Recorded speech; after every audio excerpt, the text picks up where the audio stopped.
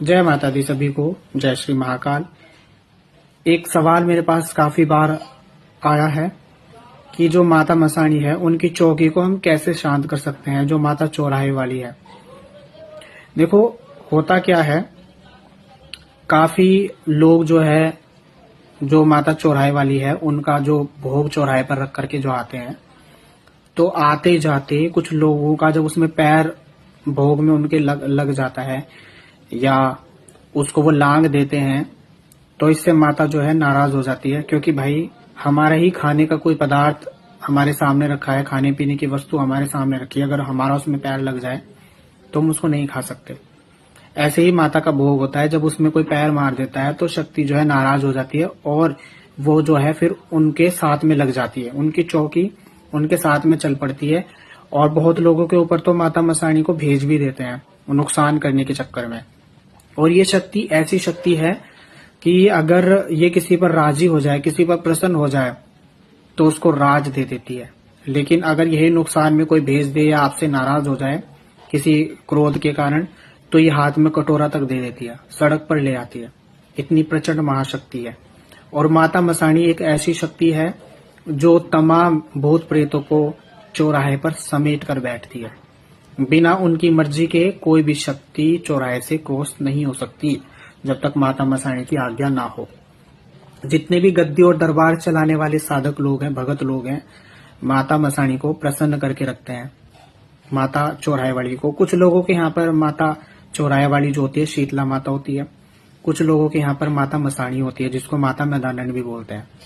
ठीक है, सबके यहाँ पर अलग अलग है। लेकिन अगर चौराहे की शक्ति को हम प्रसन्न नहीं रखते हैं तो कोई भी शक्ति ना तो चौराहा क्रॉस करके हमारे पास आ सकती है, ना ही हमारे कोई कार्य बन सकते हैं।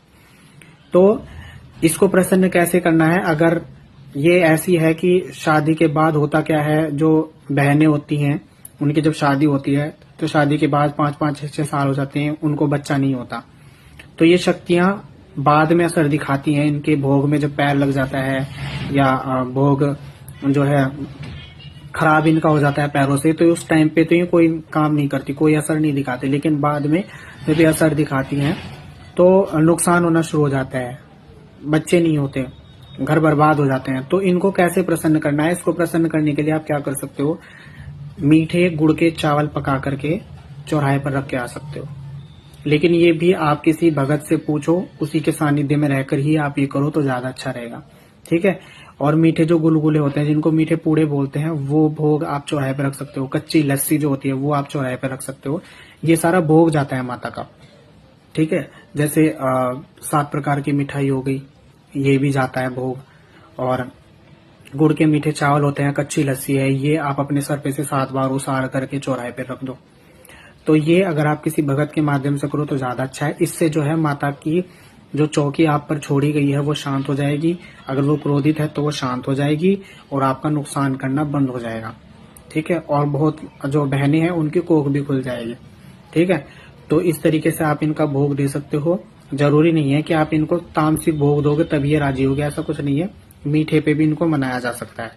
ठीक है। किसी भगत के माध्यम से आप ऐसा कर सकते हो और ज्यादा अच्छा रहेगा कि किसी भगत के माध्यम से करो, क्योंकि अपने आप ही कुछ भी नहीं करना चाहिए। क्योंकि चौराहे की शक्ति और शमशान की शक्ति बहुत खतरनाक होती है। ये शक्तियां केवल भोग पर ही चलती हैं और इनसे कोई भी काम आप करवा सकते हो। इसलिए भगत के माध्यम से काम ऐसा करें। ठीक है।